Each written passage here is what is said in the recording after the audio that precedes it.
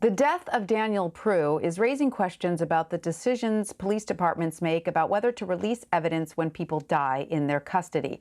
Body cam footage of the 41-year-old's death was released by the family's attorney, not police. It shows officers putting a so-called spit hood on Prude and pressing his face into the ground while mocking him. As Maya Liu of the Los Angeles Times reports, activists want to increase scrutiny on police public relations departments. Advocates and former reporters say these offices can shape a false narrative in the minutes after a person's death at the hands of police, and that can lead to inaccurate reporting and alleged pro-cop bias. Maya joins me now. She's an investigative reporter for the LA Times. Maya, welcome. Thank you for being with us. So how have we seen police PR departments shape false narratives around killings by officers in the last 10 years or so, particularly involving the deaths of Black people?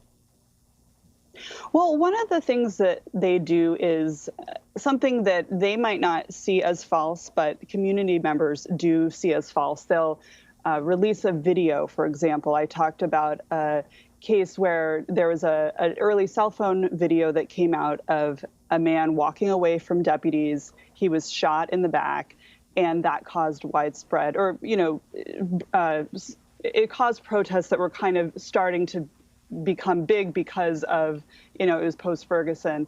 And the next day, the sheriff's department released a different video and different images showing that that guy had actually been carrying a gun. And that kind of stopped the protests. People kind of backed away from it. And consequently, that shooting is not really one that people remember.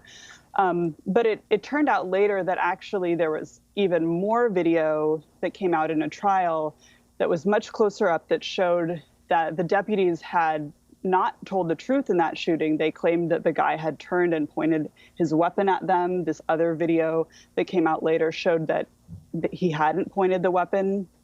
In fact, the gun was not loaded, as they originally had said it was. But by the time that later evidence came out, people had forgotten about the case and they'd moved on. But what the department had done just in that right after the shooting is by selectively releasing certain videos and images that made it look like this guy was dangerous, they were able to kind of shift the narrative and say, look, he had a gun.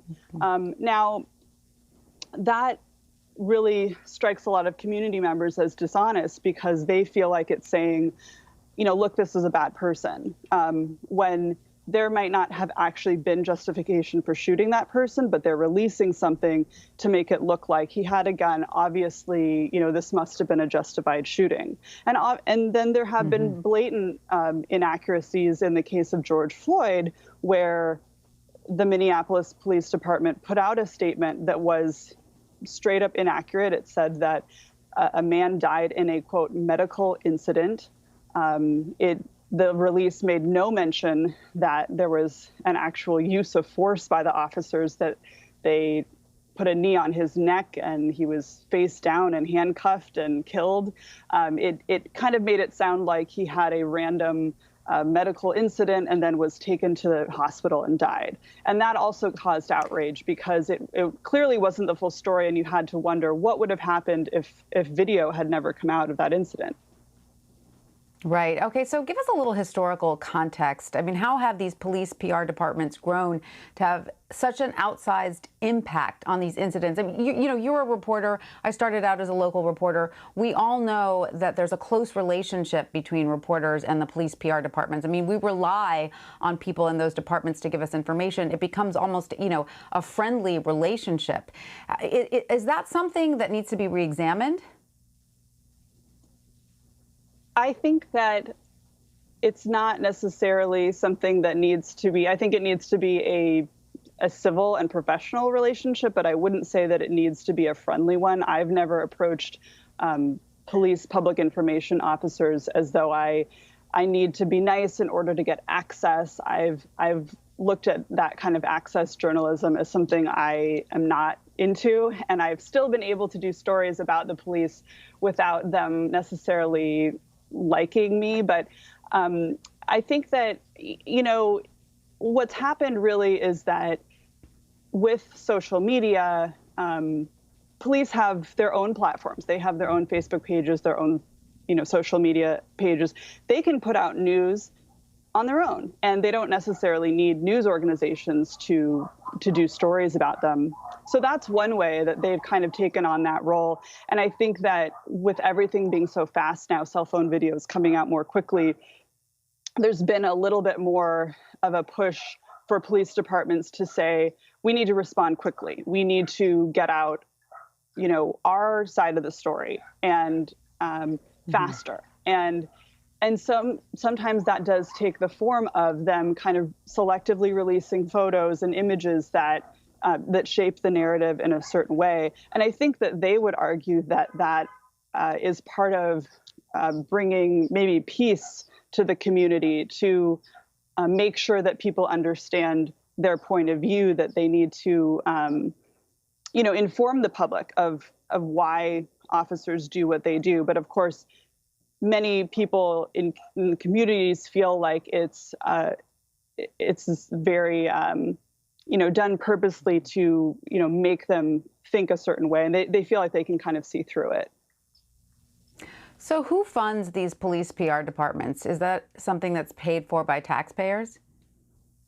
It is, yeah. I mean, it's just part of the police department. Some of these departments have 40-some people who work in the press office. And, some of the people who work in there make, $200,000 a year. These are well-paying jobs. Some of them are actual police officers. Others are PR people, former journalists. But, there's criticisms that you could put more officers on the streets instead of having them in a PR unit. But also sometimes that taxpayer money is used to actually hire outside PR firms. I also covered, cases where some departments will outsource this operation and they'll actually hire a PR firm to write stories about them that are, generally favorable, about a chief who's retiring, or about police officers doing some kind of birthday drive-by for someone, these kind of like warm and fuzzy stories that maybe the news wouldn't cover. And part of the reason why the news isn't necessarily covering those is because of the decline in local papers. There's not as many journalists now to cover all these little events. And so police are taking it upon themselves to, we're going to do the story ourselves, and we're going to put it out there and hope that people share it and read it and, get our message out there. Maya Lau of the Los Angeles Times, thank you for joining us and reminding us who creates and controls the narrative sometimes. Thank you so much for your time. We appreciate it.